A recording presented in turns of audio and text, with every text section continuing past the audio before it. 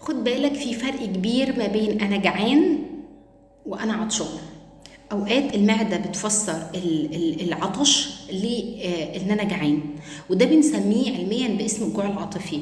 ان انت حضرتك من الناس اللي ما بتشربش ميه كتير، فجسمك عطشان للميه، فتقول معدتي وجعاني، هبطان، معدتي فاضيه، حاسس ان انا جعان قوي. لكن لو حضرتك افتكرت اخر مره شربت فيها ميه، تلاقي نفسك بقالك كتير جدا ما شربتش ميه.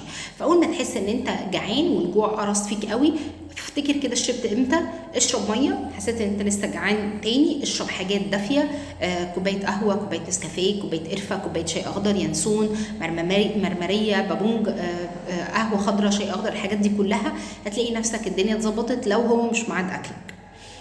لسه حاسس ان انت جعان، كل بروتين. البروتين هيسد معاك شويه، يعني كل طبق فول بالمعلقه، كل علبه زبادي، كل علبه تونه، كل ربع فرخه، احسن من ان انا اكل فاكهه. مش الفاكهه ما بتعملش معاها على انها باكلها في اي وقت وباي كميه. الفاكهه من الحاجات اللي بترفع الانسولين وبتجوعك ومش بتسد معاك الشهيه. لكن لو انا خدت حصه بروتين في رينج ال 150 200 سعر حراري، مش مشكله خالص، اخدها هتقفل معايا الشهيه لفتره طويله. بس لازم ما يكونش في ميعاد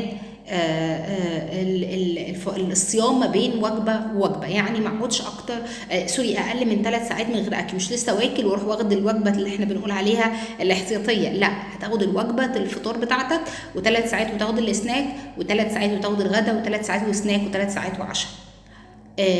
فرق كويس قوي ما بين الجوع الحقيقي والجوع العاطفي، علشان ما تقولش انا ما بعرفش اسيطر على شهيتي وباكل في اي وقت وباكل بكميات كبيره.